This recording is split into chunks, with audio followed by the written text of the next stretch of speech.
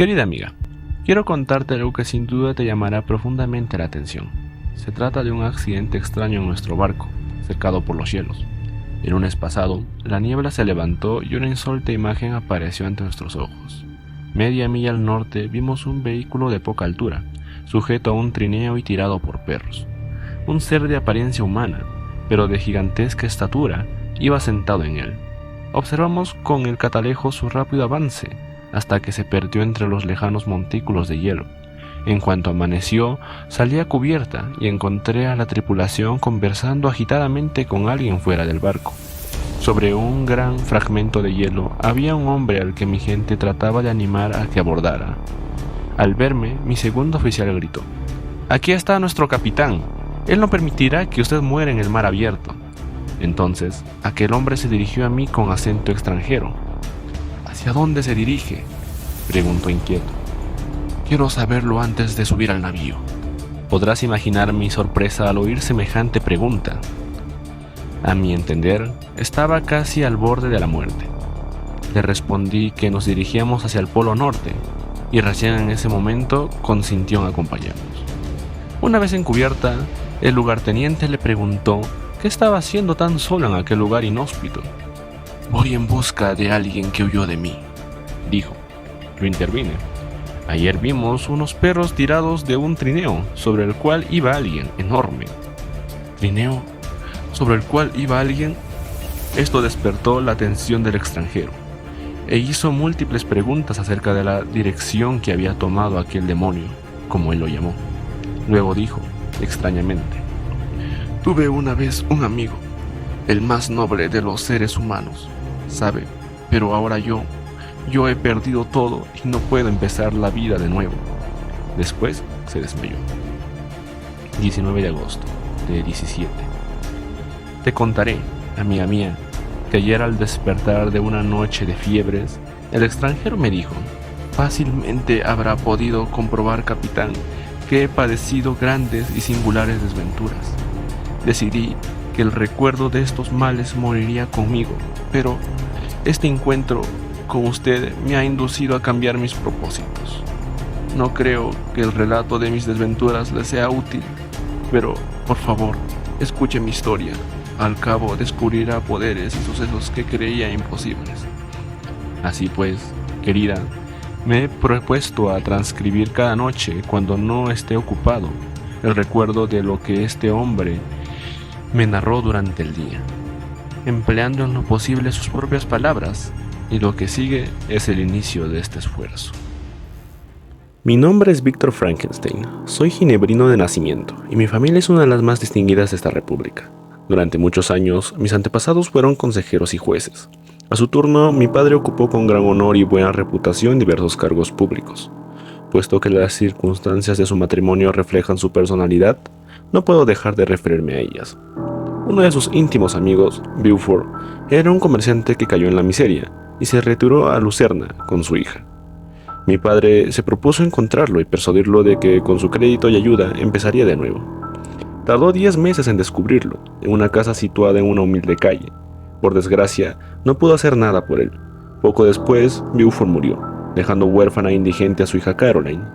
Mi padre la encontró arrodillada junto al ataúd, llorando amargamente. Tras el entierro, la llevó a Ginebra. 2 años más tarde, la hizo su esposa. Mi padre tenía una hermana a quien amaba tiernamente. Ella se había casado con un caballero italiano. Tuvo una hija y falleció prematuramente. Cuando esto sucedió, el caballero en cuestión se casó con otra, y mi padre se hizo cargo de la pequeña Elizabeth. Así es como Elizabeth llegó a nuestro hogar. Su dulzura y el deseo de afianzar los lazos hicieron que mi madre la considerara como mi futura esposa. A partir de este momento, Elizabeth Lavenza se convirtió en mi compañera de juegos, y a medida que crecíamos, en una amiga. Por otro lado, yo tenía un buen amigo entre mis compañeros del colegio, Henry Clerval. Este solía pasar la tarde con nosotros, pues siendo hijo único, se aburría en su propia casa. Yo tenía pues todas las condiciones para poder ser feliz. Pero un día, un hecho fortuito torció el rumbo que parecía natural en mi destino. Fue cuando tenía 13 años. La inclemencia del tiempo nos obligó a permanecer encerrados en una posada, y allí, casualmente encontré un volumen de las obras de Cornelius Agripa. Lo abrí con aburrimiento, pero la teoría que intentaba demostrar y los maravillosos hechos que relataba tornaron mi indiferencia en entusiasmo. Lleno de alegría, le comuniqué a mi padre el descubrimiento. ¿Ah? ¿Cornelius Agripa? No pierdas el tiempo con él, solo dice tonterías. Si mi padre se hubiera molestado en explicarme que Agripa estaba totalmente superado, que existía una concepción científica moderna, con posibilidades mucho mayores, puesto que eran reales y prácticas, hubiera perdido el interés. Por el contrario, mi primera preocupación fue hacerme con la obra completa de este autor, y también las de Paracelo y Alberto Magno. Leí y estudié con gusto las locas fantasías de estos escritores. Entretanto, recayó sobre mí la obligación de instruir a mis hermanos. Ernest, 6 años menor que yo, era mi principal alumno. El remolón era William, todavía un niño, cuyos modales arameros y su espontánea alegría me inspiraban una gran ternura. Cuando contaba con 17 años, mis padres decidieron que fuera a estudiar a la Universidad de Ingolstadt, pero antes de que llegara el día acordado para mi partida, sucedió la primera desgracia de mi existencia. Elizabeth había cogido la escarlatina, pero la enfermedad no era grave y se recuperó con rapidez. Muchas habían sido las razones expuestas para convencer a mi madre de no atenderla, pero cuando supo que mejoraba, comenzó a frecuentarla antes de que el peligro de la infección hubiera pasado. Las consecuencias fueron fatales. Mi madre cayó gravemente enferma, y ya en su lecho de muerte, uniendo mis manos y las de Elizabeth, dijo: «Hijos míos, tenía puestas mis mayores esperanzas en ustedes, en vuestra futura unión, y ahora sé que no podré verla en vida. Consolad a vuestro padre, por favor, y tú, Elizabeth, cariño, deberás ocupar mi puesto y cuidar de tus primos pequeños». Falleció dulcemente, y su rostro no dejó de reflejar todo su cariño por nosotros. Y entonces aprendí dolorosamente qué injusta y odiosa era la muerte. Semanas después tuve que ir a la universidad. Allí visité, entre otros, al señor Crimp, quien me hizo diversas preguntas sobre mi conocimiento de las ramas científicas relacionadas con la filosofía natural, de las que él era profesor. Yo cité a los autores cuyas obras había leído. «¿De verdad has pasado tiempo estudiando semejantes cosas?», me preguntó. Al responder afirmativamente, el señor Crimp continuó con énfasis: «Han malgastado cada minuto invertido en esos libros. Recuerde que estamos en una época ilustrada y no en el medioevo». Luego, desalentado, vagué por el campus hasta llegar a la sala de conferencias. En el podio estaba hablando el señor Waldman. Era muy distinto de su colega Crimp. Aceptaba tener unos 50 años y su aspecto mostraba una gran benevolencia. «Los antiguos maestros de la ciencia», decían, «prometían cosas imposibles y no llevaban nada a cabo. Los científicos modernos prometen muy poco por lo que saben, o creen saber, que los metales no se pueden transmutar y que el elixir de la vida es una ilusión. Pero son estos últimos cuyas manos parecen hechas solo para hurgar en la suciedad y cuyos ojos parecen únicamente servir para estructurar con el microscopio o el crisol. Los que han conseguido milagros conocen hasta las más recónditas intimidades de la naturaleza y demuestran cómo funcionan sus escondrijos». Me fui contento con el profesor y su conferencia. Lo visité esa misma tarde. «Me alegra haber ganado un discípulo», me dijo. «Y si su aplicación va pareja con su capacidad, no dudo que tendrá éxito». Me condujo hasta su laboratorio y me explicó el uso de sus diversas máquinas, indicándome lo que debía comprarme. Me prometió que cuando hubiera avanzado lo suficiente me permitiría utilizar su propio material. Así concluyó un día memorable para mí, pues había de decidir mi futuro destino. A partir de entonces, la filosofía natural y la química, en el más amplio sentido de la palabra, se convirtieron en casi mi única ocupación. Leí con gran interés las obras que habían escrito los investigadores modernos sobre esas materias. Asistí a las conferencias y cultivé la amistad de los hombres de la ciencia. En el señor Waldman hallé un buen amigo. Uno de los fenómenos que más me atraían era el de la estructura del cuerpo humano. A menudo me preguntaba de dónde vendría el principio de la vida. Era una pregunta osada, ya que siempre se ha considerado un misterio. ¿Cuántas cosas estaríamos a punto de descubrir si la cobardía y la dejadez no entorpecieran nuestra curiosidad? Para examinar los orígenes de la vida, pensé, debemos primero conocer la muerte. Me familiaricé con la anatomía. Tuve también que observar la descomposición natural y la corrupción del cuerpo. Los cementerios no eran para mí otra cosa que el lugar donde yacían los cuerpos desprovistos de vida, que tras poseer fuerza y belleza eran pasto de los gusanos. Me veía obligado a pasar días y noches en osarios y panteones. Los objetos que más repugnan a la delicadeza de los sentimientos humanos atraían toda mi atención. Vi cómo se marchitaba y acababa por perderse la belleza, cómo los prodigios del ojo y del cerebro eran la herencia del gusano. Me detuve a examinar y analizar la transformación de lo vivo en lo muerto y de lo muerto en lo vivo. De pronto una luz surgió entre las tinieblas, una luz tan brillante y asombrosa, y a la vez tan sencilla, que me sorprendió que fuera yo. De entre todos los genios que había dedicado sus esfuerzos a la misma ciencia, el destinado a descubrir tan extraordinario secreto, tras semanas y meses de increíble labor y fatiga, conseguí descubrir el origen de la generación de la vida. Es más, supe que yo mismo estaba capacitado para infundir vida en la materia inerte. La estupefacción que en un principio experimenté ante el descubrimiento pronto dio paso al entusiasmo y al arrebato.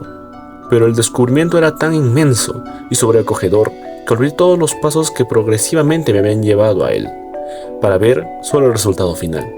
Lo que desde la creación del mundo había sido motivo de afanes y desvelos por parte de los sabios, se hallaba ahora en mis manos, y estaba demasiado embriagado con mi primer éxito como para dudar de mi capacidad para infundir vida a un animal. Los materiales con los que de momento contaba apenas si parecían adecuados para emprender tan difícil tarea, pero tenía la certeza de un éxito final. Me animaba cuando consideraba los progresos que día a día se llevaban a cabo con las ciencias y las mecánicas, pensando que mis experimentos al menos servirían de base para futuros éxitos. Y así, imbuido de estos sentimientos, me atreví a tantear la creación de un ser humano. Dado que la pequeñez de los órganos suponía un obstáculo, decidí hacer una criatura gigantesca, es decir, de unos 8 pies de estatura y correctamente proporcionados. Tras esta decisión, pasé algunos meses recogiendo y preparando los materiales, y empecé. Me decía que una nueva especie me bendeciría como su creador. Muchos seres felices y maravillosos me bendecirían con su existencia.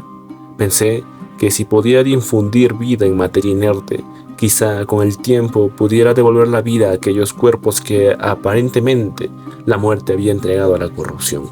El estudio había empalidecido mi rostro, el constante encierro me había demacrado. ¿Quién ahora podría concebir los horrores de mi encubierta tarea, hurgando en la humedad, en las tumbas, o atormentando a algún animal vivo para intentar animar el barro inerte? Me empolvaba de un impulso irresistible y casi frenético. Parecía haber perdido el sentimiento y sentido de todo, salvo el de mi objetivo final. Una desapacible noche de noviembre, contemplé el final de mis esfuerzos. Con una ansiedad rayana en la agonía, coloqué a mi alrededor los instrumentos que iban a permitir infundir un hábito de vida a la cosa inerte que yacía a mis pies. Era ya la 1 de la madrugada, la lluvia golpeaba las ventanas, cuando a la mortecina luz de la mañana, vi cómo la criatura abría sus ojos, amarillentos y apagados. Respiró profundamente y un movimiento compulsivo sacudió su cuerpo. ¿Cómo expresar mi sensación de aquel milagroso segundo? Instintivamente, supe que se trataba de una catástrofe. Sus miembros estaban bien proporcionados y había seleccionado sus rasgos por hermosos. Pero, santo cielo, su piel amarillenta apenas se ocultaba el entremadado de sus músculos y arterias. Tenía pelo negro, largo y lustroso, los dientes blanquísimos, pero todo ello no hacía más que resaltar el horrible contraste con sus ojos acuosos, que parecían casi del mismo color que las pálidas órbitas en las que se hundían sobre un rostro arrugado, de finos y negruzcos labios. Durante casi 2 años que había trabajado infatigablemente con el único propósito de infundir vida en un cuerpo inerte. Pero ahora que lo había conseguido, la hermosura del sueño se desvanecía y la repugnancia y el horror me embargaban. Incapaz de soportar la visión del ser que había creado, salí precipitadamente de la estancia. Recuerdo que por fin llegó el amanecer gris y lluvioso.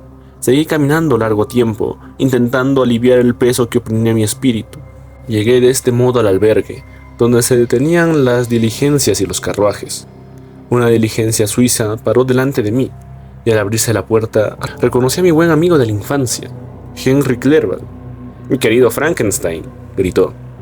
«¡Qué alegría! ¡Qué suerte que estuvieras aquí justamente ahora! Nada podría igualar mi gozo al verlo». Su presencia traía recuerdos de mi padre y de Elizabeth, y de escenas hogareñas queridas. Le estreché la mano y al instante olvidé mi horror y mi desgracia. Repentinamente y por primera vez en muchos meses, sentí una serena y tranquilidad felicidad que me embargaba. Nos encaminamos hacia la universidad. Me hace muy feliz volver a verte, Henry, le dije. Por favor, dime cómo están mis padres, mis hermanos y Elizabeth. Bien, aunque algo inquietos por la falta de noticias tuyas, comentó. Luego, mirándome fijamente, dijo: Querido Víctor, no me había dado cuenta de tu mal aspecto. Pareces enfermo, estás muy pálido y delgado. Pronto llegaremos a la universidad, pensé. Y esto me hizo entremecer, que la criatura que había dejado en mi habitación aún podía encontrarse allí viva, en libertad, y me horrorizaba que Henry lo descubriera. Le rogué que esperara unos minutos y subí velozmente a mi cuarto. Abrí la puerta de par en par, pero no ocurrió nada. Entré temerosamente. La habitación estaba vacía, libre de su horrendo huésped. Apenas si podía creer semejante fortuna. Cuando me hube asegurado de que ese engendro de mis desvaríos había desaparecido, bajé corriendo en busca de Clerval, dando saltos de alegría. No era júbilo lo único que me embargaba. Sentía que un hormigueo de aguda sensibilidad me recorría por todo el cuerpo, y el pecho me latía fuertemente. Me resultaba imposible permanecer quieto. Saltaba por encima de las sillas, daba palmadas y me reía a carcajadas. En un principio, Clerval atribuyó esta insólita alegría a su llegada. Sorprendido y asustado ante mi alboroto, sin freno me dijo: «Dios santo, Víctor, ¿qué te sucede? No te rías así, ¿estás enfermo? ¿Qué significa todo esto?» «No me lo preguntes», le grité, tapándome los ojos con las manos, pues creí ver al aborrecido espectro deslizándose en el cuarto. Él te lo puede decir. «¡Sálvame!». Me pareció que el monstruo me hacía, y caí al suelo con un ataque de nervios. Pobre Clerval. El reencuentro que esperaba con tanto placer se tornaba de pronto en amargura, pero yo no fui testigo de su dolor. Estaba inconsciente y no recobré el conocimiento hasta mucho más tarde. Fue este el principio de una fiebre nerviosa que me obligó a permanecer varios meses en cama. Durante todo este tiempo, Henry me cuidó, debido a la avanzada edad de mi padre y lo mucho que mi enfermedad afectaría a Elizabeth. Les había ocultado la gravedad de mi estado. Recuerdo que la primera vez que con un atisbo de placer me pude fijar en los objetos de mi alrededor, observé que habían desaparecido las hojas muertas y tiernos brotes cubrían los árboles que daban sombra a mi ventana.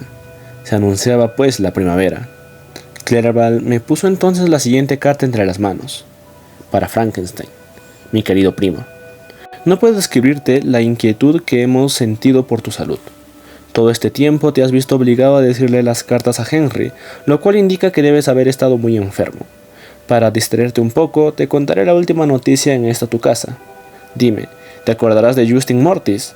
Su madre se quedó viuda con 4 hijos, de los cuales Justin era la tercera. Su madre la aborrecía y tras la muerte del señor Mortis la maltrataba. Tu madre se dio cuenta y cuando Justin tuvo 12 años, convenció a su madre para que la dejara vivir con nosotros. Mi tía se encariñó mucho con ella, lo cual la indujo a darle una educación esmerada. La pequeña Justin era la criatura más agradecida del mundo.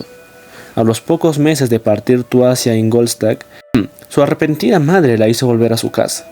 A veces le suplicaba que perdonara su maldad, pero con mayor frecuencia la culpaba de la muerte de sus hermanos y hermanas.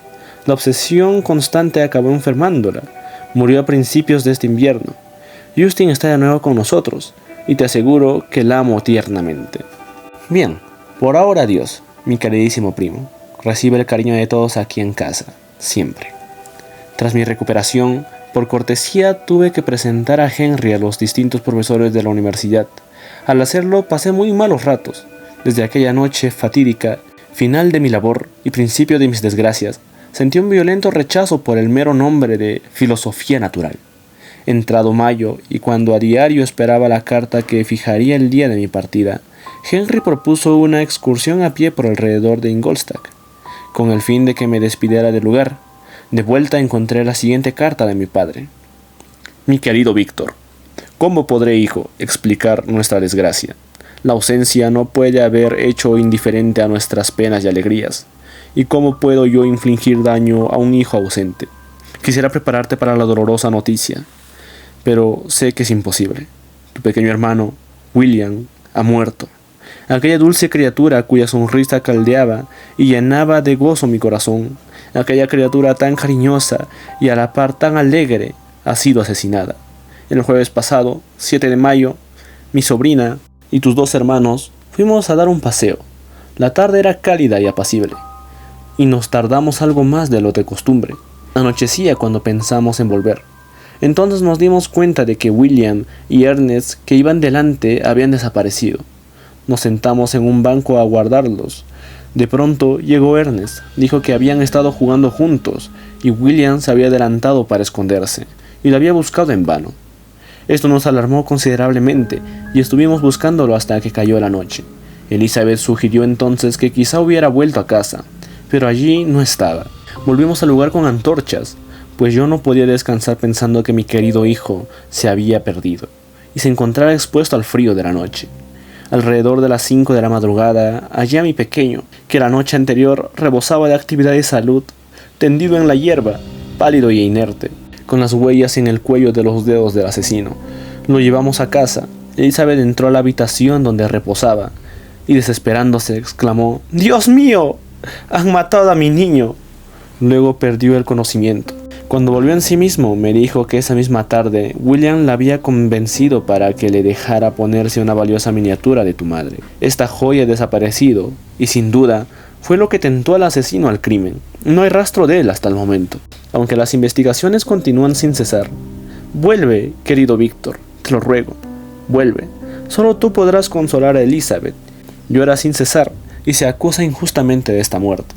Estamos todos desolados, y a mí solo me consuela que tu pobre madre no haya vivido para ser testigo del cruel y atroz final de nuestro hijo. Vuelve, por favor, no con pensamientos de venganza contra el asesino, sino con sentimientos de paz y cariño que curen nuestras heridas. En vez de ahondar en ellas, únete a nuestro luto, Víctor, pero con dulzura y cariño para quienes te quieren, y no con odio para con tus enemigos. Tu afligido padre que te quiere.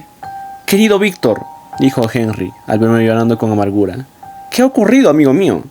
Le indiqué que leyera la carta mientras yo paseaba arriba y abajo de la habitación lleno de angustia. «Iré de inmediato a Ginebra», le dije. El viaje fue triste. Al principio iba con prisa, pues estaba impaciente por consolar a los míos. Pero a medida que nos acercábamos a mi ciudad natal, aminoré la marcha. Apenas si podía soportar el cúmulo de pensamientos que se me agolpaban en la mente. Mi querida tierra, ¿quién, salvo el que haya nacido aquí, puede comprender el angustiante placer que me causó volver a sus riachuelos, sus montañas y sobre todo a su hermoso lago? Sin embargo, a medida que me iba acercando a casa, volvió a cenirse sobre mí el miedo y la ansiedad. Me equivoqué en una sola cosa. Todas las desgracias que me imaginaba y temía no llegaban ni a la centésima parte de la angustia que el destino me tenía reservada. Era completamente de noche cuando llegué a las afueras de Ginebra. Las puertas de la ciudad ya estaban cerradas y tuve que pasar la noche en Cheyron. El cielo estaba sereno y puesto que no podía dormir, decidí visitar el lugar donde habían asesinado a mi pobre William. La tormenta parecía avecinarse con rapidez. Subí a una colina para desde allí observar mejor su avance. Junté las manos y exclamé: «¡William! Mi querido hermano, este es tu funeral». Apenas había pronunciado esas palabras, cuando divisé a la oscuridad una figura que emergía rápidamente de un bosquecillo cercano. Me quedé inmóvil, mirándolo fijamente.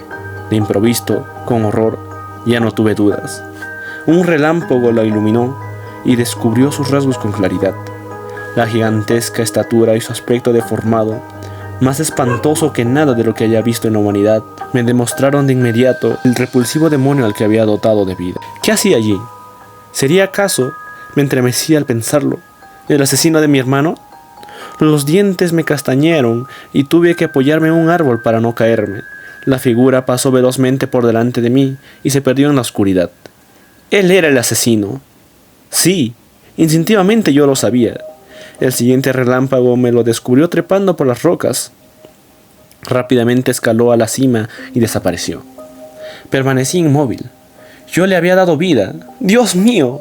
Había lanzado al mundo un engendro depravado que se deleitaba causando males y desgracias. ¿No era la muerte de mi hermano prueba de ello? Eran alrededor de las 5 de la mañana cuando entré en casa de mi padre. Me recibió Ernest, mi otro hermano. Enseguida le pregunté por mi padre y por Elizabeth. «Ella es la que más ayuda necesita», me dijo. «Se acusa de haber causado la muerte de William y esto la atormenta horriblemente, aunque ahora que han descubierto al asesino». «¿Qué? ¿Que han descubierto al asesino?», exclamé. ¿Cómo es posible? ¿Quién ha podido intentar perseguirlo? Es imposible. Sería como intentar atrapar al viento o detener una tormenta con una caña. Ernest me miró desconcertado. No entiendo lo que quieres decir, me dijo.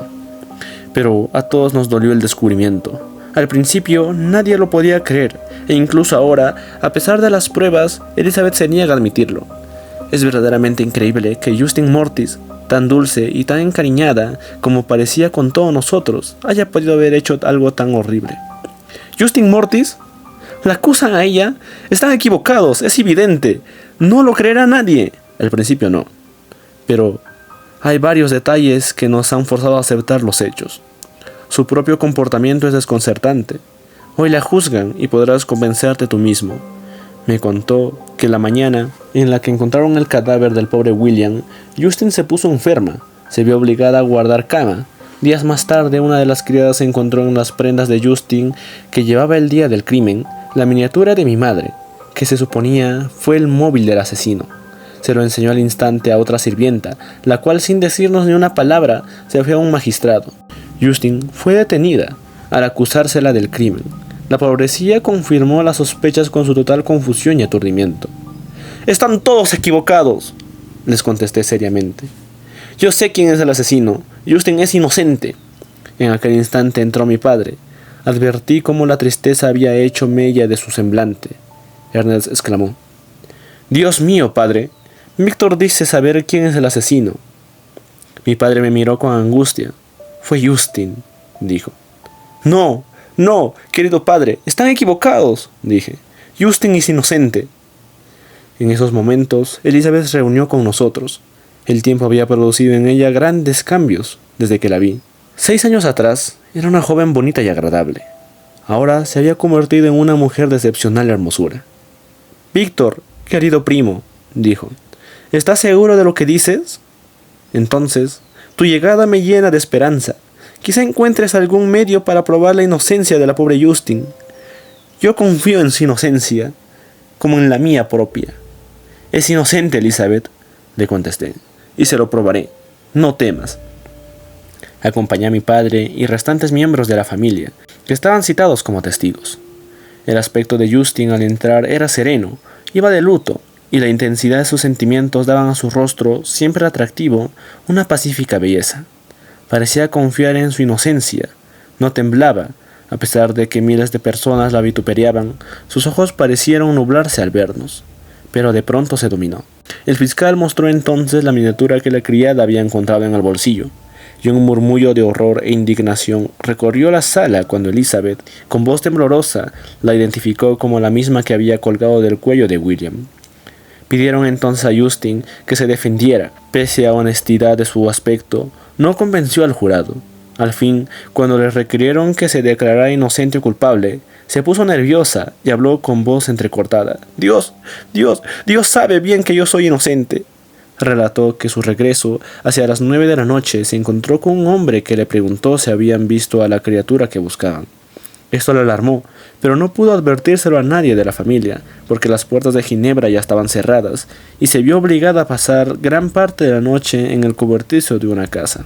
«Sé bien cuánto pesa esto en mi contra», continuó, «pero no sé cómo llegó hasta mi bolsillo la miniatura de la señora Frankenstein.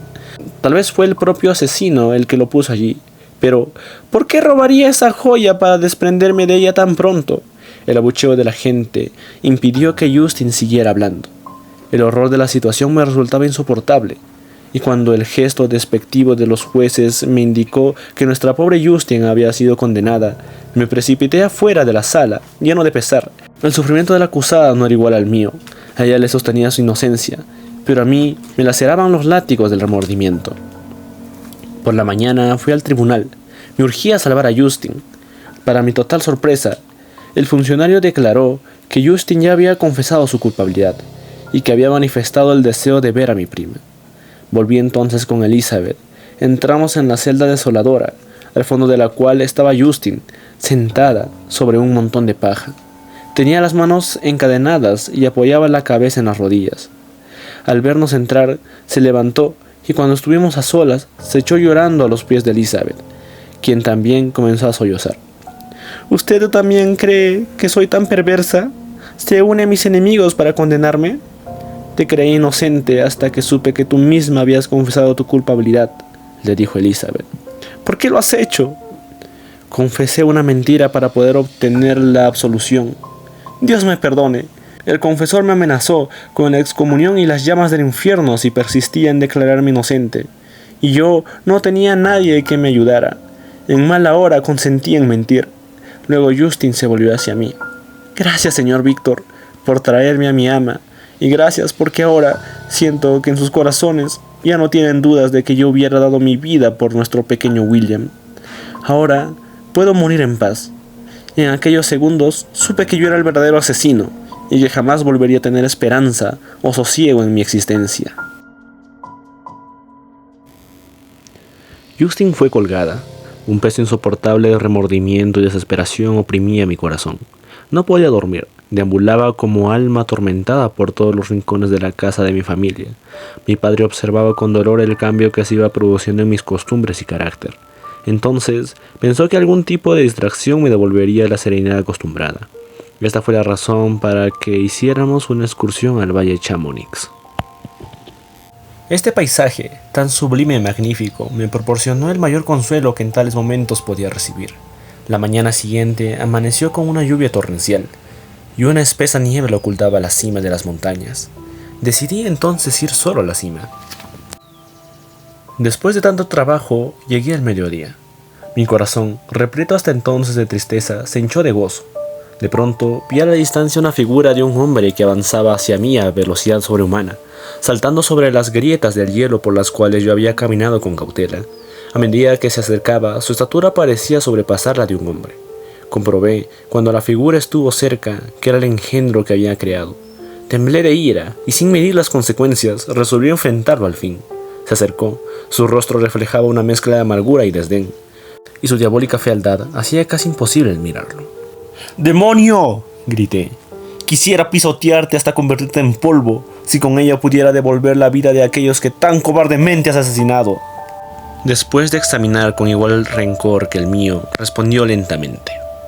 Esperaba este recibimiento, dijo. Todos los hombres odian a los despreciados. ¿Cuánto, pues, se me debe odiar a mí, que soy el más infeliz de todos los seres vivientes? Sin embargo, tú, creador mío, me detestas y me desprecias, a mí, tu criatura, a quien estás unido por los lazos que solo la aniquilación de uno de nosotros romperá. Cumple pues tus obligaciones para conmigo, y yo cumpliré las mías para contigo y el resto de los hombres. Si aceptas mis condiciones, no haré daño a nadie, pero si te rehusas, ahogaré tu alma con la sangre de tus amigos. No pude seguir oyéndolo más, y de inmediato salté sobre él, impulsado por todo lo que puede inducir a un ser humano a matar a otro. Me esquivó fácilmente y dijo: «Serénate, Frankenstein. Amo la vida, y aunque solo sea una sucesión de angustias, la defenderé. Recuerda, me has hecho mucho más fuerte que tú. Además, soy tu obra, y como tal debes asumir tus deberes. No quieres ser justo con todos los demás, y te ensañas únicamente conmigo, que soy el que más merece tu justicia, e incluso tu clemencia y afecto. Recuerda que soy tu criatura, debía ser tu Adán, pero soy más bien el ángel caído a quien niegas toda dicha. Donde quiera que me mire, veo felicidad de la cual estoy irrevocablemente excluido. Yo era bueno y cariñoso. El sufrimiento me ha embelecido. Concédeme un poco de felicidad y volveré a ser virtuoso». «¡Apártate!», le grité. «No puede haber entendimiento entre tú y yo. ¡Somos enemigos!». «¿Cómo podré conmoverte? ¿No conseguirán mis súplicas que te apiades de tu criatura que suplica compasión y bondad? Tú, mi criador, me odias. ¿Qué puedo esperar de aquellos que no me deben nada? Me odian y me rechazan. Las heladas cavernas son mi morada y mi refugio, y por eso bendigo cualquier paraje desolado, pues resulta más amable que los de tu especie. Si la humanidad conociera mi existencia, haría lo que tú, armarse contra mí. ¿Acaso no es lógico que odie a quienes me aborrecen? De forma que no daré tregua a mis enemigos. Soy desgraciado, y ellos compartirán mi sufrimiento. Pero está en tu mano recompensarme y librarles del mal, que solo aguarda que tú lo desencadenes. Escucha por lo tanto mi relato, y cuando lo hayas oído, maldíceme o apiádate de mí, según lo que tú creas conveniente». Luego, con un gesto me indicó que lo siguiera, y yo, ¿acaso por inercia lo hice? En todo caso, hasta el momento lo había considerado exclusivamente como el asesino de mi hermano, pero después sentí las obligaciones del Creador para con su criatura, y comprendí que antes de lamentarme en su maldad, debía posibilitarle la felicidad. Al cabo, llegamos hasta una choza oculta y entramos.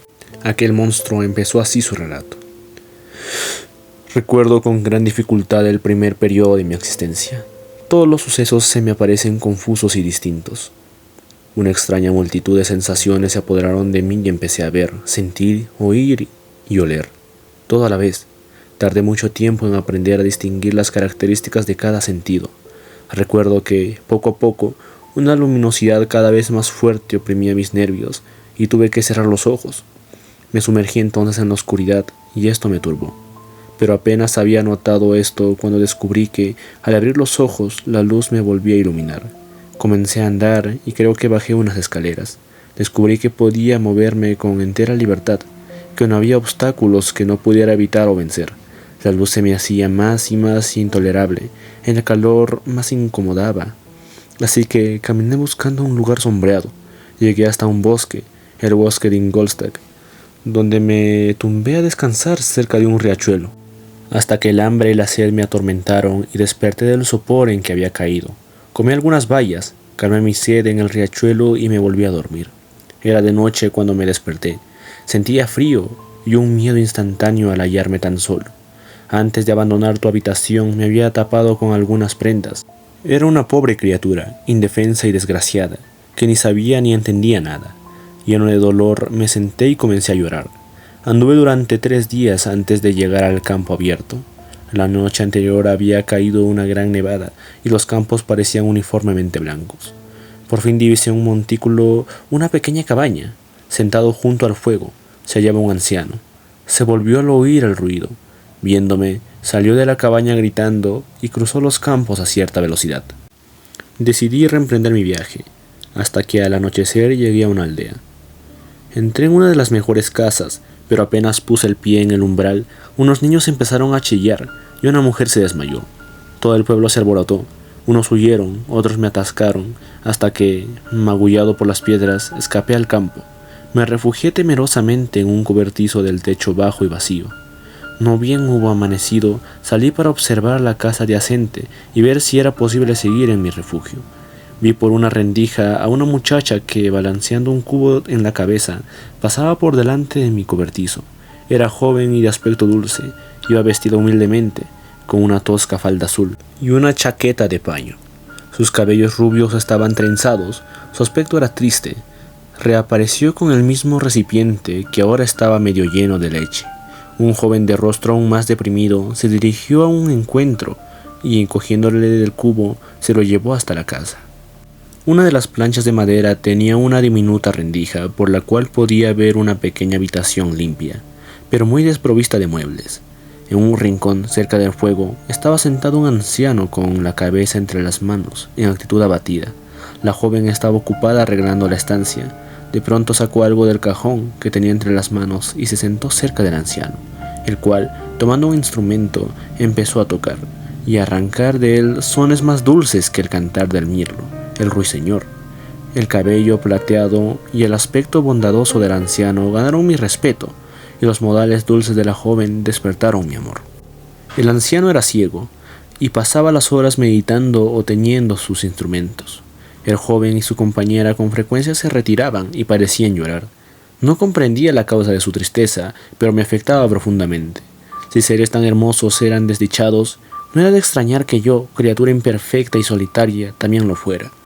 Creo que a menudo pasaban mucha hambre, en especial los jóvenes, pues en varias ocasiones los vi privarse de su propia comida para dársela al anciano. De esta manera transcurrió el invierno. La bondad y hermosura de estas personas hicieron encariñarme mucho con ellas. A base de grandes esfuerzos aprendí el nombre de algunos de los objetos más familiares. También los nombres de mis vecinos. El anciano solo tenía uno, padre.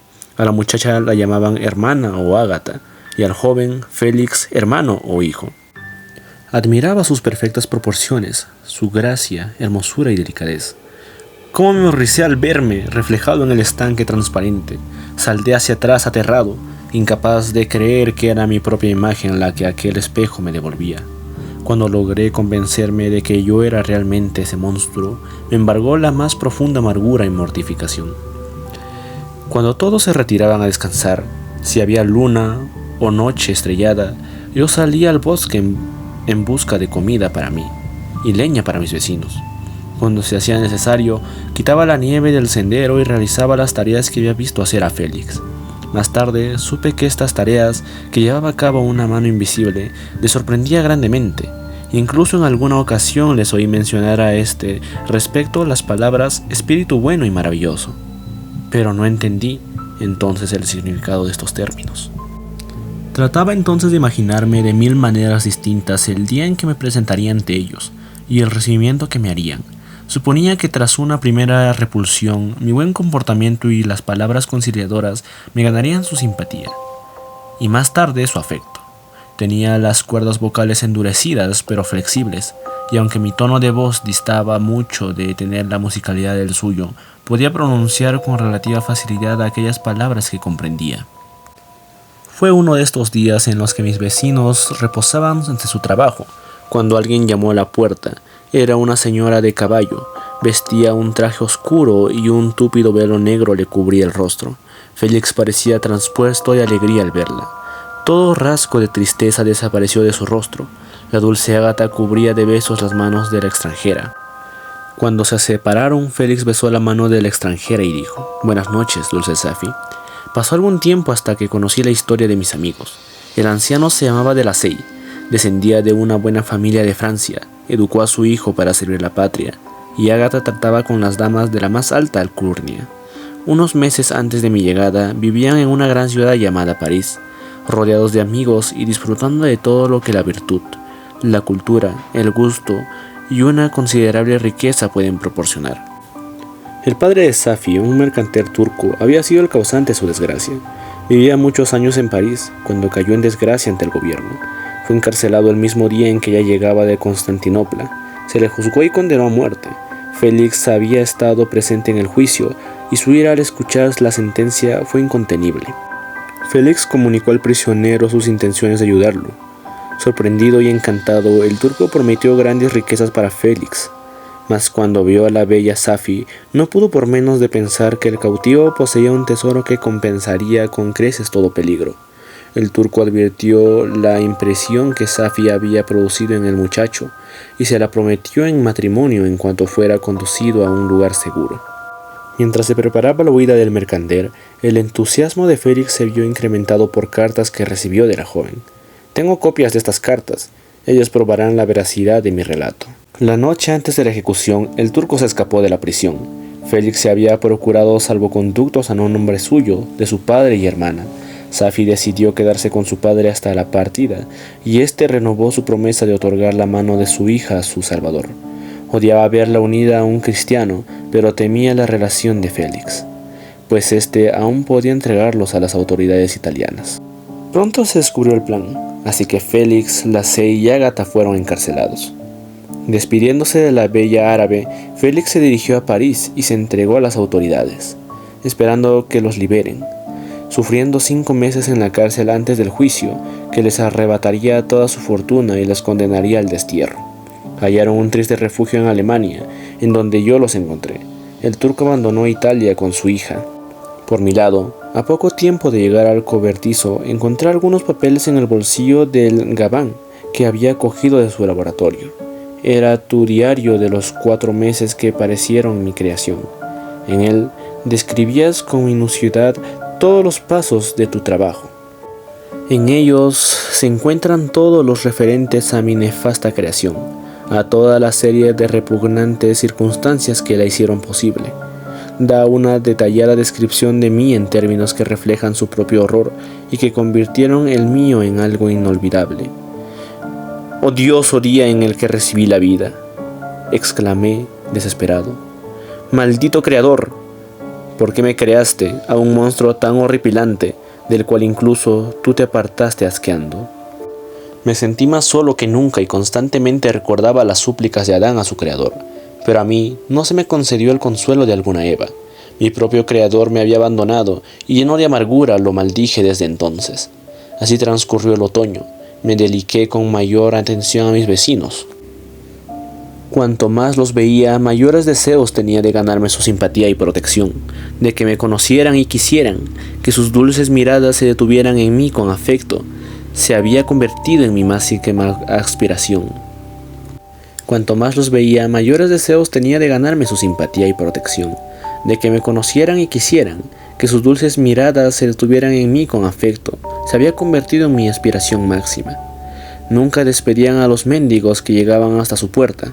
Cierto día, cuando los jóvenes se hubieron marchado, el anciano cogió la guitarra y tocó algunas melodías melancólicas.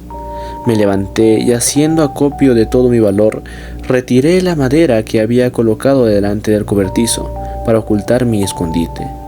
Con renovado valor me acerqué a la puerta de la casa y llamé con los nudillos. ¿Quién es?, preguntó el anciano, añadiendo enseguida: adelante. Perdóneme usted, dije. Soy un viajero en busca de un poco de reposo. Me haría un gran favor si me permitiera disfrutar del fuego unos minutos. Pase, pase, dijo. Desgraciadamente, mis hijos no están en casa. Soy un poco ciego. Temo que me será difícil procurarle algo de comer. No se preocupe, buen hombre, le dije. Tengo comida. No necesito más que calor y un poco de descanso. Y acaso, también la protección de unas personas a quienes amo tiernamente y en cuya ayuda confío. Pero la verdad es que estas bondadosas gentes saben poco de mí. Ni siquiera me conocen. Si me fallan, me convertiré en un desgraciado para el resto de mi vida. No desespere, me respondió. Cierto que es una desgracia hallarse sin amigos, pero el corazón de los hombres, cuando el egoísmo no los ciega, está repleto de amor y caridad. Confíe y tenga esperanza. Nunca he hecho daño a nadie, por el contrario, siempre he tratado de aportar mi ayuda, pero la gente me considera un monstruo detestable. Eso es lamentable, pero si está usted exento de culpa, ¿no les podría convencer?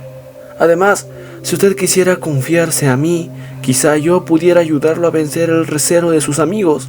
Soy ciego y no puedo opinar acerca de su aspecto, pero hay algo en sus palabras que me inspira confianza. Soy pobre y estoy en el exilio, pero me será muy grato poder servir de ayuda a otro ser humano. Es usted muy bueno. Agradezco y acepto su generosidad.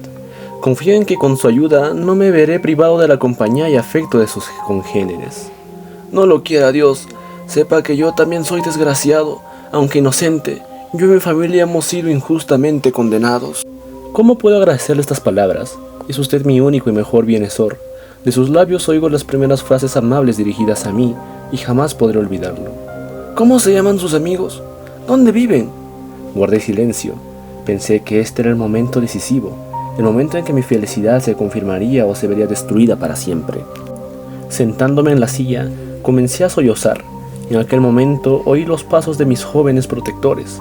No tenía un segundo que perder, y cogiendo la mano del anciano, grité: ¡Ha llegado el momento! ¡Sálveme y protéjame! Usted y su familia son los únicos amigos que busco. No me abandonen en el momento decisivo, por favor. En aquel instante se abrió la puerta de la casa. Entraron Félix, Safi y Ágata. ¿Quién podría describir su horror y decepción al verme? Ágata perdió el conocimiento. Safi salió corriendo de la casa. Félix se abalanzó sobre mí y con una fuerza inesperada me arrancó del lado de su padre. Loco de ira, me arrojó al suelo y me azotó violentamente con un palo. Yo podía haberlo destrozado miembro a miembro con la misma facilidad que el león despedaza al antílope, pero el corazón se me encogió con una terrible amargura y me contuve. Vi cómo Félix se disponía a golpearme de nuevo, cuando, vencido por el dolor y la angustia, abandoné la casa y en la confusión general entré en el cobertizo sin que me vieran. Cuando cayó la noche, salí de mi refugio y vagué por el bosque, y ahora que ya no me frenaba el miedo a que me descubrieran, di rienda suelta a mi dolor. Prorrumpiendo en espantosos aullidos, era como un animal salvaje que hubiera roto todas sus ataduras. Destrozaba lo que se cruzaba en mi camino, adentrándome en el bosque con la ligereza de un ciervo. ¡Qué noche más espantosa pasé! Yo, como el archidemonio, llevaba un infierno en mis entrañas. No había uno entre los millones de hombres en la tierra que se compadeciera de mí y me auxiliara. ¿Debía yo entonces sentir bondad hacia mis enemigos? No. Desde aquel momento declararía una guerra sin fin contra esta especie, y en particular contra aquel que me había creado y obligado a sufrir esta insoportable desdicha. Salió el sol. Al oír voces, supe que me sería imposible volver a mi refugio durante el día, de modo que me escondí entre la maleza. Estaba claro que mi conversación había despertado en el padre un interés por mí, y era un necio por haberme expuesto al hombre. Debí haber esperado hasta que el anciano estuviera familiarizado conmigo, y haberme presentado a su familia poco a poco, cuando estuvieran preparados para mi presencia. Pero creí que mi error no era irreparable, y tras mucho meditar, decidí volver a la casa, buscar al anciano y ganarme su respeto. Exponiéndole sinceramente mi situación, me encaminé hacia el sendero que tan bien conocía y me llevaba hasta la casa. Ahí reinaba la paz. De pronto se acercaron dos campesinos que, deteniéndose cerca de la casa, comenzaron a discutir gesticulando violentamente. No entendía lo que decían, pues hablaban el idioma del país. Poco después llegó Félix con otro hombre, lo cual me sorprendió, pues sabía que no había salido de la casa aquella mañana. ¿Ha pensado usted, decía el acompañante, que tendrá que pagar 3 meses de alquiler y que perderá la cosecha de su huerto? Es inútil, contestó Félix. No podemos seguir viviendo en su casa. La vida de mi padre corre peligro. Debido a lo que acabo de contar, déjeme huir de este lugar. No volvió a ver ningún miembro de la familia de Lasey. Prendí fuego a una rama seca y comencé una asolada danza alrededor de la casa, antes tan querida. Como un aullido, encendí la paja, los matorrales y arbustos que había colocado. El viento avivó el fuego y pronto la casa estuvo envuelta en llamas. Abandoné el lugar y me adentré en el bosque para buscar cobijo. Finalmente pensé en ti. Sabía por tu diario que eras mi padre, mi creador, y ¿a quién podía dirigirme mejor? Aquel que me había dado la vida. Entre las enseñanzas de Félix se incluía la geografía. Tú mencionabas Ginebra como tu ciudad natal, y por lo tanto allí decidí encaminarme. Mi viaje fue largo y muchos de los sufrimientos que padecí. La superficie de la tierra se había endurecido y estaba gélida y desnuda. No encontraba dónde resguardarme. Desapareció la apacibilidad de mi carácter y todo mi ser resumaba de amargura y hiel. Cuanto más me aproximaba al lugar donde vivías, más profundamente sentía el deseo de venganza. Empezaron las nevadas y las aguas helaron, pero yo continuaba mi viaje. Me detuve dudando sobre el camino que debía seguir, cuando el murmullo de unas voces me impulsó a ocultarme. Apareció una niña hacia donde yo estaba, corriendo por el escarpado margen del río, cuando repentinamente se resbaló y cayó al agua. Abandoné precipitadamente mi escondrijo y tras una ardua lucha contra la corriente conseguí sacarla y arrastrarla a la orilla. Se encontraba sin sentido. Intentaba por todos los medios hacerla volver en sí, cuando me interrumpió la llegada de un campesino. Se lanzó sobre mí arrancándome a la pequeña de los brazos, me apuntó con una escopeta que llevaba y disparó. Caí al suelo mientras él, con renovada celeridad, se adentró en el bosque. Esta era, pues, la recompensa de mi bondad. Había salvado la destrucción a un ser humano, en premio a lo cual ahora me retorcía bajo del dolor de una herida que me había astillado el hueso. Los sentimientos de bondad y afecto que experimenté pocos minutos antes se transformaron en una diabólica furia. Torturado por el daño, juré odio y venganza eterna contra la humanidad. Al cabo de algunas semanas, la herida cicatrizó y proseguí mi viaje. Ni el sol de primavera ni las suaves brisas podrían ya aliviar mis pesares. 2 meses después me encontraba en los alrededores de Ginebra. En ese momento, un ligero sueño me alivió del dolor que me infligían mis pensamientos. Me desperté de repente con la llegada de un hermoso niño que con la inocente alegría de la infancia entraba corriendo en mi escondrijo. De pronto, al verlo, me asaltó la idea de que esta criatura no tendría prejuicios y de que era demasiado pequeña como para haber adquirido el miedo a la deformidad. Por tanto, si lo cogiera y lo educara como mi amigo y compañero, ya no estaría tan solo. Asustado por este impulso, cogí al niño cuando pasó por mi lado y lo atraje hacia mí. En cuando me miró, se tapó los ojos con las manos y lanzó un grito con fuerza desesperada. ¿Qué significa esto? No voy a hacerte daño, escúchame. ¡Suélteme!, dijo, debatiéndose con violencia. ¡Monstruo, monstruo! ¡Quiere cortarme en pedazos y comerme! ¡Es un ogro! ¡Suélteme o se lo diré a mi padre! Nunca más volverás a ver a tu padre. Vendrás conmigo. ¡Suélteme! Mi padre es juez. Es el señor Frankenstein y lo castigará. ¡Suélteme! ¡Frankenstein!, grité. ¡Maldito seas! Llevas la sangre de mi enemigo. Tú serás mi primera víctima. La criatura seguía forcejeando y lanzándome insultos que me llevaban a la desesperación.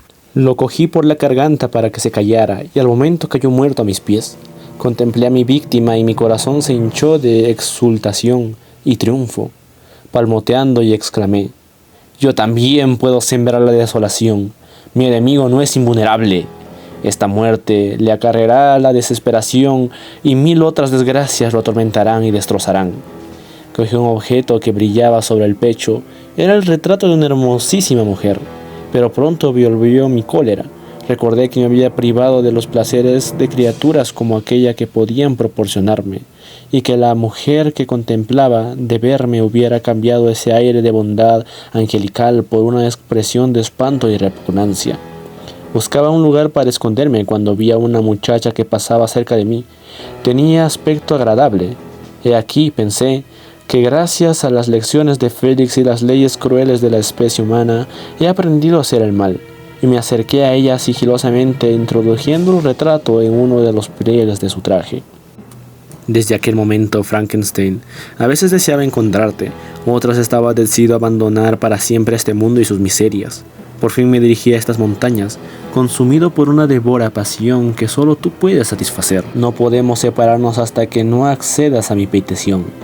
Estoy solo, soy desdichado, nadie quiere compartir mi vida. Solo alguien tan deforme y horrible como yo podría concederme su amor. Mi compañera debe ser igual que yo, tener mis mismos defectos. Tú deberás crear ese ser. La criatura terminó de hablar y me miró fijamente, esperando una respuesta. Pero yo me hallaba desordenado, perplejo, incapaz de ordenar mis ideas, lo suficientemente como para entender la trascendencia de lo que me proponía. ¿Me oíste, Frankenstein? Dije que debes crear para mí una compañera con la cual pueda intercambiar el afecto que necesito para poder existir. Esto solo lo puedes hacer tú, y te lo exijo como un derecho que no me puedes negar. Me levanté. Estaba mareado, tiriteaba. Pues sí, me niego. Podrás convertirme en el más desdichado de los hombres, pero no lograrás que me desprecie a mí mismo. ¿Crees que podría crear otro ser como tú, para que uniendo sus fuerzas arrasen el mundo? No, no pueden. ¡Aléjate! Escúchame. ¿Debo respetar al hombre cuando éste me condena? Si no puedo inspirar amor, desencadenaré el miedo, y especialmente en ti, por ser mi creador. Me dedicaré por entero a la labor de destruirte, y no dejaré hasta que te seque el corazón y maldigas la hora en que naciste. Una ira demoníaca lo dominaba mientras decía esto. Tenía la cara contraída con una mueca demasiado horrenda como para que ningún ser humano lo pudiera contemplar. Al rato se calmó y prosiguió. Tengo la intención de razonar contigo. Tú no entiendes que eres culpable. Si alguien tuviera para conmigo sentimientos de benevolencia, yo se los devolvería centuplicados. Con que existiera ese único ser, sería capaz de hacer una tregua con toda la humanidad. Lo que te pido es razonable y justo. Te exijo una criatura del otro sexo, tan horripilante como yo. Es un consuelo bien pequeño, pero no puedo pedir más, y con esto me conformo. Creador mío, hazme feliz. Dame la oportunidad de tener que agradecer un acto bueno de ti. No me niegues lo que te pido. Me convenció. Sentía escalofríos al pensar en las posibles consecuencias que se derivarían si accedía a su petición, pero pensaba que su argumento no estaba del todo falto de justicia. Su narración y los sentimientos que ahora expresaba demostraban que también era una criatura de sentimientos elevados, y no le debía yo toda la felicidad que pudiera proporcionarle. Si accedes, ni tú ni ningún otro ser humano nos volverá a ver. Me iré a las enormes llanuras de Sudamérica. Mi compañera será idéntica a mí y sabrá contentarse con mi misma suerte. Hojas secas formarán nuestros lechos. El sol brillará para nosotros igual que para los demás mortales, y madurará nuestros alimentos. La escena que te describo es tranquila y humana. Debes admitir que si te niegas, mostrarás una deliberada crueldad y tiranía. ¿Te propones?, le contesté, abandonar los lugares donde habita el hombre y vivir en parejas inhóspitos. ¿Cómo podrás soportar tú este exilio? Tú que ansías el cariño y la comprensión de los hombres, volverás de nuevo en busca de su afecto, y te volverán a despreciar. Renacerá en ti la maldad, y entonces tendrás una compañera que te ayudará en tu labor de destructora. Qué inestables son tus sentimientos. Hace solo un momento vi que te sentías conmovido. ¿Por qué de nuevo ahora te vuelves atrás y te endureces contra mis súplicas? Te juro, por esta tierra en la que habito y por ti, mi Creador, que si me das la compañera que pido, abandonaré la benicidad de los hombres, y para ello habitaré, si es preciso, los lugares más salvajes de esta tierra. Sus palabras suscitaron en mí una sensación extraña. Le compadecía y hasta llegaba en algún momento a querer consolarlo, pero cuando lo miraba, cuando veía esa masa inmunda que hablaba y se movía, me invadía la repugnancia y mis compasivos sentimientos se tornaban en horror y odio. Su fealdad me indisponía desalmadamente en su contra. Pero reflexioné sobre todo lo que había dicho y sobre los diversos argumentos que había esgrimado. Tras un largo rato de meditación, llegué al convencimiento de acceder a lo que me pedía, porque era algo que les debía a él y a mis semejantes. Consecuentemente, volviéndome hacia él, le dije: accedo a la petición, bajo la solemne promesa de que abandonarás para siempre Europa y de que evitarás cualquier otro lugar que el hombre frecuente, en cuanto te entregue a tu compañera. ¡Juro!, gritó, por el sol y por el cielo azul, que jamás me volverás a ver mientras ellos existan. Parte hacia tu casa y comienza tu labor. Seguiré tu proceso con inexperable ansiedad, y no temas, cuando hayas concluido, yo estaré ahí. No bien hubo terminado de hablar cuando me abandonó. Lo vi bajar por la montaña más rápido que el vuelo de un águila, y pronto lo perdí de vista entre las ondulaciones del mar de hielo. Capítulo 3. A mi vuelta a Ginebra pasaron muchos días y muchas semanas sin que encontrara en mí valor suficiente para emprender mi trabajo. Temía la venganza del ser demoníaco si lo defraudaba, pero no lograba vencer la repugnancia que me inspiraba la tarea que me había impuesto. Me di cuenta que no podía crear una hembra sin de nuevo dedicar varios meses al estudio profundo y al laborioso experimento. Un día, mi padre, llamándome aparte, me dijo: «Te confieso, hijo, que siempre he deseado tu matrimonio con tu prima, considerándolo el centro de nuestra felicidad doméstica. Pero tal vez tú la consideres como una hermana y no tengas ningún deseo que se convierta en tu esposa». «Querido padre, tranquilízate. En realidad amo a Elizabeth tierna y profundamente». «Si esto es lo que sientes, nuestra felicidad está asegurada. Dime, ¿cuándo deseas que celebremos vuestra unión?» La idea de una inmediata unión con mi prima me llenaba de horror y aflicción. Estaba atado por una solemne promesa que aún no había cumplido y que no osaba romper, pues de hacerlo, ¿qué desdichas no acarrearía para mí y mi afectuosa familia el incumplimiento de mi palabra? Debía llevar a cabo mi compromiso, dejando al monstruo que partiera con su pareja antes de un matrimonio del que esperaba la paz. Manifesté entonces el deseo de visitar Inglaterra, pero oculté mis verdaderas intenciones con el pretexto de que quería ver mundo antes de asentarme para el resto de mi vida en mi ciudad natal. Dije que me reuniría con Henry Clerval en Estamburgo, que estaríamos una corta temporada en Holanda, pero la mayor parte del tiempo lo pasaríamos en Inglaterra. Así acordamos el viaje, que duraría un tiempo prolongado. Sin embargo, Elizabeth aprobaba los motivos de mi marcha. Lloró al despedirme y me rogó que retornara feliz y en paz conmigo mismo. A pesar de mi ánimo decaído y lleno como estaba de sombríos pensamientos, me sentía contento. «Clerval, amigo del alma, incluso ahora me llena de satisfacción recordar tus palabras y dedicarse los elogios que tan merecido tienes. ¿Y dónde estás ahora? ¿Se ha perdido para siempre este ser tan valiente y generoso? ¿Existe ahora solo en mi recuerdo? Su espíritu sigue alentando y visitando a su desdichado amigo». Londres era nuestro lugar de asiento. Henry quería recorrerlo todo, pero mi principal interés era la obtención de los conocimientos que necesitaba para cumplir mi promesa. A menudo me excusaba alejando compromisos anteriores, para así no tener que acompañarlo y poder permanecer a solas. Comencé a recabar por entonces los materiales que necesitaba para mi nueva creación. Le dije a Clerval que visitaría solo el resto de Escocia.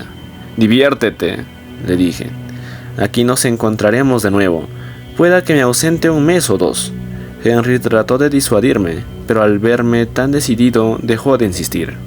Elegí una de las Islas Orcadas, que eran las más alejadas, lugar idóneo para llevar a cabo mi tarea, pues era poco más que una roca cuyos escarpados laterales batían las olas constantemente. En toda la isla no había más que 3 míseras chozas, unas de las cuales alquilé. A medida que avanzaba mi labor, me resultaba más molesto y repulsivo. Había veces que me era imposible entrar en mi laboratorio durante días enteros, otras trabajaba día y noche sin cesar. En mi primer experimento, el frenético entusiasmo me había impedido ver el horror de lo que estaba haciendo, pero ahora lo llevaba a cabo a sangre fría. Una noche me encontraba sentado en mi laboratorio. No tenía suficiente luz para seguir. 3 años antes me había ocupado en lo mismo y creado un diabólico ser, cuya venganza me había llenado de amargos remordimientos. Y ahora estaba a punto de crear otro ser, una mujer, cuyas inclinaciones desconocía igualmente. Podía incluso ser 10.000 veces más diabólica que su pareja y disfrutar con el crimen por el puro placer de asesinar. No tenía forma de saberlo. Pensé que una de las primeras consecuencias de ese amor que tanto ansiaba mi horrenda criatura serían los hijos. Se propagaría entonces por la tierra una raza de monstruos que podrían sumir a la especie humana en el terror. ¿Tenía yo derecho, en aras de mi propio interés, a dotar con esta maldición a la generación futura? Al levantar la vista hacia la ventana, vi el rostro de aquel demonio. Una horrenda mueca le fruncía los labios. Sí, me había seguido en mis viajes y venía ahora a comprobar mis progresos y a reclamar el cumplimiento de mi promesa. Entonces, temblando de ira, en un acto de desesperación, fracturé la cosa en la que estaba trabajando. Aquel engendro me vio descubrir la criatura en cuya futura existencia había fundado sus esperanzas de felicidad, y con aullido de fiera, tropezando con todo, se alejó. De pronto oí el chapoteo de unos remos que se acercaban a la orilla, y alguien desembarcó cerca de mi casa. Al poco oí pisadas por el pasadillo. Se abrió la puerta y apareció el temido engendro. La cerró y acercándose me dijo con voz sorda: «¿Has destruido la obra que empezaste? ¿Osas romper tu promesa? He soportado fatigas y miserias. Me marché de Suiza contigo. He padecido cansancio, hambre, frío. ¿Te atreves a destruir mis esperanzas?» «Sí, rompo mi promesa. Jamás crearé otro ser como tú, semejante en deformidad y vileza. La hora de mi debilidad ha pasado y con ella la de tu poder. ¿Me oyes? Tus amenazas más bien me confirman en mi propósito de no crear una compañera para tus vicios. ¿Querrías que a sangre fría infectara la tierra con otro demonio que se complaciera con la muerte y la desgracia? ¡Aléjate! Estoy decidido». «Encontrará todo hombre esposa», gritó, «todo animal su hembra, mientras yo he de permanecer solo. Pues bien, podré morir, pero antes, tú, mi tirano y verdugo, maldecirás el sol que alumbraba tus desgracias. Te arrepentirás del daño que me has hecho. ¡Calla, diablo! Y no envenenes el aire con tus malvados ruidos. ¡Déjame!». Entonces, aquel ser pareció quebrarse por dentro en sus ojos. Creí reconocer el brillo del llanto. Se acercó a mí y me dijo: «Me iré, pero recuerda, estaré a tu lado en tu noche de bodas». Hubiera querido atacarlo, pero me esquivó y salió de la casa con rapidez. Al cabo de pocos instantes, lo vi en la barca cruzando las aguas como una saeta, y pronto se perdió entre las olas. El sol se encontraba ya muy bajo y yo aún seguía en la playa. En eso vi atracar una barca no lejos de mí. Se acercó un hombre y me dio un paquete. Contenía cartas de Ginebra y una de Clerval, en la que me rogaba que me reuniera con él en Peter al cabo de una semana, para continuar nuestro viaje. Cuando amaneció, al día siguiente, me armé de valor y abrí la puerta del laboratorio.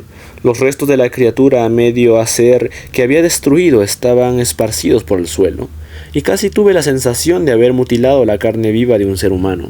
Por tanto, los metí en una cesta, junto con un gran número de piedras, y apartándola, decidí arrojarla al mar aquella misma noche. A la hora prevista me adentré en él unas millas. De repente, la luna se ocultó tras una espesa nube y aproveché para arrojar mi cesta al agua. Enseguida me invadió una sensación tan agradable que decidí demorar mi regreso a la isla. Solo se oía el ruido de la barca cuando la quilla cortaba las olas. El murmullo me arrullaba y pronto me quedé profundamente dormido. Cuando me desperté, el sol ya estaba a lo alto. Se había levantado un viento fuerte que amenazaba la seguridad de mi pequeña embarcación. Con parte de mis vestidos confeccioné otra vela y puse rumbo a tierra firme. Mientras me ocupaba en atracar la barca y arreglar las velas, varias personas se aglomeraron a mi alrededor. Parecían muy sorprendidas por mi aspecto, pero en lugar de ofrecerme su ayuda, murmuraban entre ellos y gesticulaban de una manera que, en otras circunstancias, me hubiera alarmado. Pero en aquel momento solo advertí que hablaban inglés, y por tanto me dirigí a ellos en ese idioma. Buena gente, dije. ¿Tendrían la bondad de decirme el nombre de este pueblo e indicarme dónde me encuentro? Pronto lo sabrá, contestó un hombre con brusquedad. Quizá haya llegado a un lugar que no le guste. ¿Por qué me contesta con tanta rudeza?, le pregunté. No es costumbre inglesa recibir a los extranjeros de forma tan poco hospitalaria. Pero es costumbre entre los irlandeses odiar a los criminales. Mientras se desarrollaba este diálogo, la muchedumbre iba aumentando. Sus rostros demostraban una mezcla de curiosidad y cólera que me inquietó. Empecé entonces a caminar. En aquel momento se acercó un hombre de aspecto desagradable y cogiéndome por el hombro dijo: «Venga usted conmigo. Al ver al señor Kirwin, tendrá que explicarse». «¿Quién es el señor Kirwin? ¿Por qué debo explicarme? ¿No es este un país libre?» «Sí, señor. Libre para la gente honrada. El señor Kirwin es el magistrado y usted debería explicar la muerte de un hombre que apareció estrangulado aquí anoche». Fui llevado sobre un camino irregular y polvoriento por una media docena de hombres, y adelante del magistrado uno de ellos declaró que la noche anterior había salido a pescar con su hijo y su cuñado, cuando hacia las 10 se había levantado un fuerte viento que les obligó a volver al puerto. Desembarcaron en la playa, tropezó con algún objeto y cayó al suelo. A la luz de las linternas vieron el cuerpo de un hombre que parecía muerto. Supusieron que era un ahogado que el mar había arrojado a la playa, pero descubrieron que no tenía las ropas mojadas y que el cuerpo aún no estaba frío. Era un joven bien parecido, de unos 25 años. Parecían haberlo estrangulado, pues no se parecían señales de violencia, salvo la negra huella de unos dedos que la agarraba. Cuando oí mencionar la huella de los dedos, recordé el asesinato de mi hermano y me inquieté en extremo. Se me nubló la vista, tuve que apoyarme en una silla. El magistrado me observaba con atención e indudablemente extrajo de mí actitud de un prisionero desfavorable. Preguntaron a varios otros hombres sobre mi llegada, y todos coincidieron en que con el fuerte viento del norte había soplado durante la noche, era muy probable que no hubiera podido controlar la barca y me hubiera visto obligado a volver. Además, afirmaron que parecía como si hubiera traído el cuerpo desde otro lugar. Kirwin, al oír estas declaraciones, ordenó que se me condujera a la habitación donde habían depositado el cadáver. Quería observar la impresión que me produciría al verlo. Entré pues en el cuarto donde estaba el cadáver y me acerqué al ataúd. Aún ahora el horror me niebla la sangre, y no puedo recordar aquel terrible momento sin un temblor que me evoca vagantemente la angustia que sentí al reconocer al cadáver. Todo se me esfumó como un sueño cuando vi ante mí el cuerpo inerte de Henry Clerval. Me faltaba el aliento y arrojándome sobre su cuerpo exclamé: «¿También a ti, mi querido Henry, te han costado la vida de mis criminales maquinaciones? Oh, Clerval, mi amigo, perdóname». No pude soportar más el tremendo sufrimiento y preso de violentas convulsiones me sacaron de la habitación. A esto siguió una fiebre. Durante 2 meses estuve al borde de la muerte. Como supe más tarde, deliraba de forma terrible. Me acusaba de las muertes de William, Justin y Clerval. Recuerdo que desperté una mañana, había olvidado los detalles de lo ocurrido y tenía el solo vago recuerdo de una tremenda desgracia. Pero cuando miré a mi alrededor y vi las ventanas enrejadas y la miseria del cuarto en que me hallaba, todo se me vino a la mente.